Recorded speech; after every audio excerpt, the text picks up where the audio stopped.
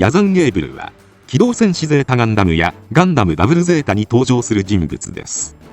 戦いを好む戦闘狂ながら卑劣な作戦には露骨に嫌悪感を示す独自の美学を持ったキャラクター性がファンから高い人気を得ています。そのためメインキャラではないながらも外伝作品でもたびたび登場してきました。今回はそんなヤザンの歴史について見ていきたいと思います。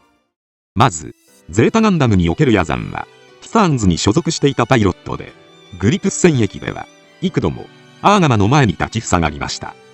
設定上宇宙世紀0060生まれとされているため、グリプス戦役時点で27歳と思われます。ヤザンの性格を一言で表すなら理性的な戦闘狂。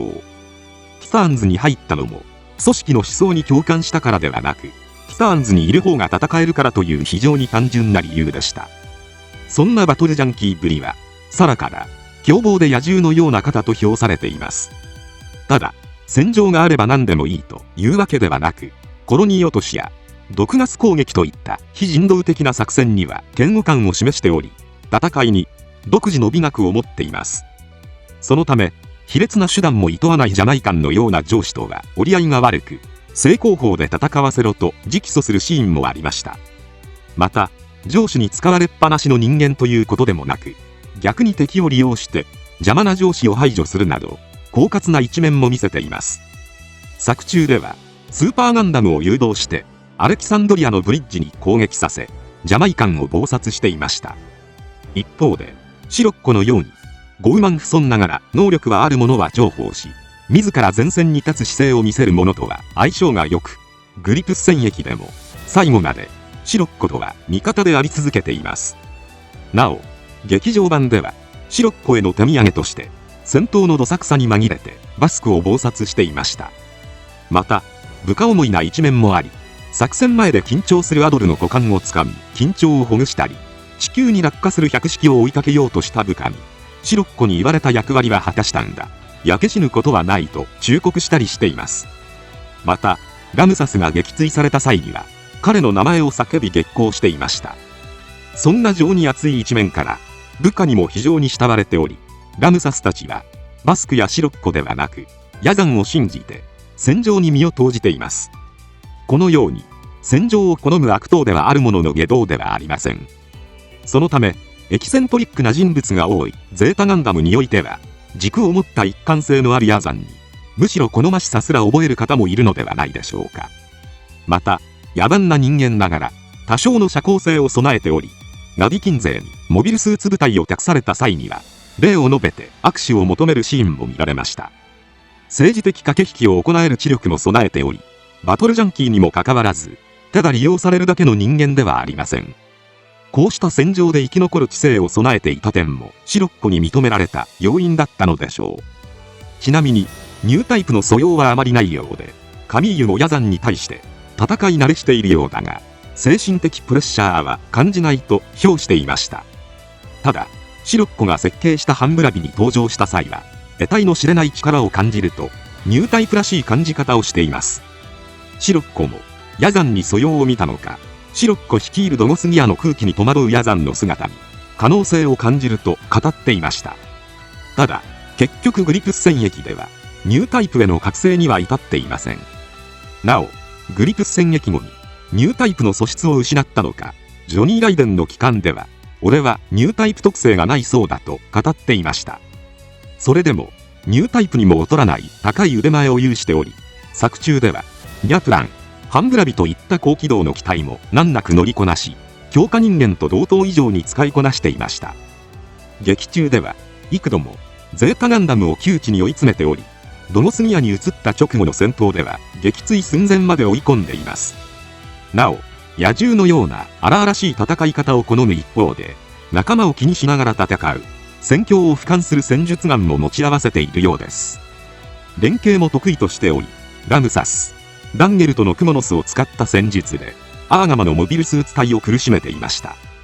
このように戦闘狂いで野生的な性格の持ち主ながら冷静な戦略目とニュータイプにも匹敵する腕前を持っていることから、オールドタイプ最強クラスのパイロットと評されることもあります。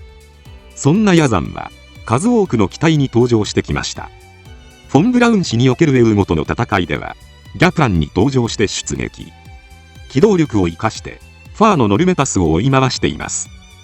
グラナダへのコロニー落としをめぐる戦いでも、その圧倒的な機動力で、ゼータガンダムとのドッグファイトを終始優位に進めていましたが、機体の下方にある死角を突かれ、撤退に追い込まれました。その後、グリプスへ向かうアレキサンドリアを追撃するラーディッシュ迎撃のため出撃。ガンダムマーク2とゼータガンダムを苦しめるものの、武装を失ったため撤退します。なお、この際、アレキサンドリアの味方を気にしない闇雲な砲撃に、ついに、堪忍袋の尾垣で、わざとスーパーガンダムを引き連れながらアレキサンドリアの方へ後退。スーパーガンダムにブリッジを攻撃させ、ジャマイカンを亡き者にしました。その後、地球から上がるシャアのシャトルを回収するため、衛星軌道上で、マーク2やゼータガンダムと交戦しますが、サラの横槍もあって仕留めきれず終わっています。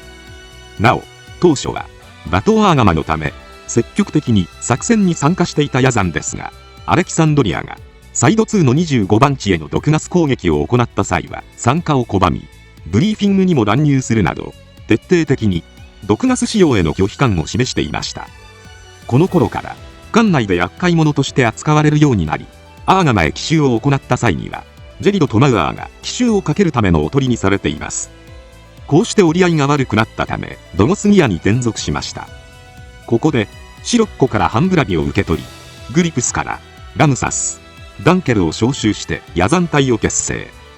ハンブラビの性能と操縦技術、ラムサスたちとの連携で、アーガマのモビルスーツを幾度も苦しめました。衛星軌道上での戦いでは、海蛇で百式を地球に叩き落とすことに成功しています。戦争終盤には、ジャミトフを謀殺して成り上がったシロッコ側につき、グリプス2をめぐる戦いに参加するものの、ダンケルとラムサスを次々に失ってしまいました。しかし、勝の G ディフェンサーに、ラーディッシュと、次々に、エウーゴの主戦力を撃破し、ガンダムマーク2も中破させています。しかし、戦場の悲しみを感じ取って、ニュータイプとしての力を増幅させたカミーユにはかなわず、巨大なビームサーベルに真っ二つにされ撃墜されました。それでも、脱出ポッドで、戦場からの離脱には成功しています。それから、しばらくは、ポッドで宇宙を漂っていましたが、偶然、スペースコロニー、シャングリラにたどり着き、ジャンク屋を営むジュドーアーシタと、その仲間に拾われました。当初は、ジュドーたちを促して、シャングリラに寄港していたアーガマからゼータガンダムを奪取しようとしましたが、犠牲も厭わない暴力的なやり方に、ジュドーから反発され、逆に撃退されます。その後は、ジャンク屋のゲモンと手を組み、ジャンクモビルスーツ、ゲゼで、再びアーガマの前に立ちふさがりました。ゼータのパイロットが未熟だったとはいえ、性能面では、はるかに劣る性能の機体で苦戦させているあたり、歴戦の猛者と感じさせます。最終的にはゼータに撃墜されましたが、再びコックピットからの脱出には成功。しぶとく生き残っています。ガンダムダブルゼータでは、前半がコメディ的な構成になっていることもあって、半分ネタキャラのように扱われているヤザンですが、しぶとく生き残っているからか、スピンオフ作品でたびたび登場しています。まず、SD クラブで連載されていた英雄伝説では、宇宙世紀0094コロのシャングリラで、ゲモンのジャンク屋に居候しています。作中では、シャアの反乱で、行方知れずとなったアムロのガンダムを探して、シャングリラに訪れたカイシデンと、カイに協力するビーチャたちと対立。ネオジオン残党が隠していたギラ動画を奪取し、カイがカルガンキャノンのレプリカと交戦し、脚部を破壊します。しかし、直後に現れたジュドーのダブルゼータガンダムや連邦のモビルスーツ部隊によって鎮圧されています。漫画ジョニー・ライデンの期間では連邦軍に復帰しており、宇宙世紀0090頃にはバースキバジャックの偽名を用いて三島師団所属の極秘部隊ナイトイエーガー隊の中隊長を務めています。ゴップに引き抜かれてからはイングリッドゼロの護衛役に任命されており、彼女と共にザビ家の復讐装置をめぐる戦いに身を置きました。グリプス戦役の頃から性格は随分丸くなっており、上官に対しても礼儀正しく接しています。部下の面倒見の良さは相変わらずですが、艦内全体の空気にも気を配れるようになっており、メカニックに配慮してビールをおごっています。ゼータガンダムで見せたような艦内を混乱させる身勝手な振る舞いも避けるようになっており、ホワイトベース級ブランディバルに移乗した際は九重艦長と過去の経歴含めて腹を割って話し、信頼を獲得した上で作戦への協力を取り付けられるよう求めていました。現場指揮官としても非常に優秀で、作戦前のブリーフィングでは簡潔な状況説明と的確な予想による作戦立案、さらに部隊の士気高揚を狙った発言まで行っています。かつての戦場との違いに戸惑いながらも、自分本位に戦うのではなく、あくまでゴップとイングリッドゼロの意向を最優先にする大人な一面も垣間見えました。戦闘中であっても冷静に戦況を俯瞰しており、必要とあれば直前まで戦闘していた機体とも手を組んで戦っています。また隊長として部下の命を最優先に立ち回っており、ジャブローでの作戦後は人員回収を優先し、機材は破棄するよう伝えています。このように普段は自分本位に戦場を飛び回っていた野獣ぶりはすっかり鳴りを潜めていますが、バトルジャンキーっぷりは相変わらずのようで、強敵との出会いを喜び、隙あらば野山時代の野生ぶりをむき出しに敵に立ち向かっていくなど、野山の本質である戦場に居場所を求める姿勢は変わっていません。ただ思想もないのに戦場を求めて思想組織に入ってしまったことを大失敗と語っていることから、闇雲に戦場を求めてティターンズのような組織に身を置く愚かさは学んだようです。そのため身の振り方については深く考えているように見えます。なお精神面だけでなく操縦技術もさらに磨かれており、リャプランをデチューンしていない強化人間仕様のまま使用していました。また敵パイロットが未熟だったとはいえ、ファンネルによるオールレンジ攻撃にも対応しており、グリプス戦役時よりも円熟した戦いぶりを見せています。観察眼についても磨きがかかっており、ユーマライトニングのゲルググとの戦闘ではわずかなやり取りで機体の足元の設定の甘さを見抜いています。持ち前の野生の勘も相変わらずで、長距離からの狙撃にニュータイプ並みの反応で回避していました。作中では当初ナイトイェーガー隊の中隊長としてジム3をベースにしたジムナイトシーカーに登場し、環境改善プラントの作戦に参加。キマイラ対ユーマライトニングのゲルググを経験値の差で打ち破っています。なお以前と変わらずウニヘビを好んで使用していますが、武器を投擲して敵の注意がそれた隙に足元に巻きつけるなど、より効果的な使い方ができるようになっていました。またゴップに引き抜かれイングリッドゼロの護衛役を務める地兵部隊バース機隊の指揮官となって以降は、青いキャプランに登場してジャブロー攻略作戦に参加。ジャブローから宇宙へ上がったサングレアスルを追ってプランリバルに移乗してからは、ジェガンのパーツでアップデートされた複合タイプのナイトシーカーに乗り換えました。その後コンペイト宇宙域で再びキマイラ隊に接触しますが、途中乱入してきたシャアのディデに機体を大破させられます。ここでゴップから大隊機としてパーソナルカラーに染められたフルアーマーガンダムマーク2を送られました。さすがに動揺を見せますが、仕方なく受領し新たな愛機としています。なお最終決戦となった旧アッバワクーの戦いでは改めてヤザンと名乗り、かつての荒々しい戦い方を披露していました。ちなみに最終巻における後日談では、シャアの反乱から1年経った宇宙世紀0095時点でもバース機として連邦軍に在籍しているようです。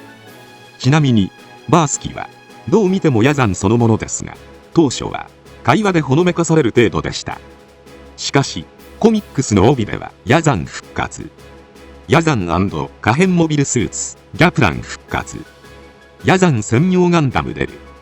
など怒涛のネタバレキャッチコピーが掲載されており、一切隠す気がない公式の姿勢に思わず読者からも突っ込まれていました。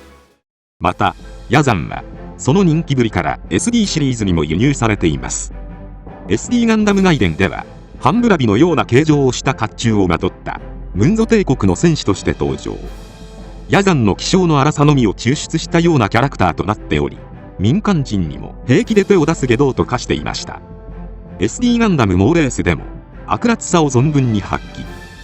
妨害工作で他の参加者を蹴落としながらレース優勝を目指していました。最終的にはロケットエンジンを使って1位を取りますが、勢い余ってそのまま宇宙に飛び出してしまうというギャグ漫画すぎるオチもついていました。ということで以上、ヤザンゲーブルの歴史についてでした。主要キャラが次々と死んでいくゼータガンダムで、最後まで必ず生き残り、ニュータイプ能力がなくてもエウーゴの主要人物たちを追い込んでいく姿から、最強のオールドタイプと評されることが多くなっています。今後も外伝作品で登場する可能性が高い人物の一人なのではないでしょうか。今回は以上となります。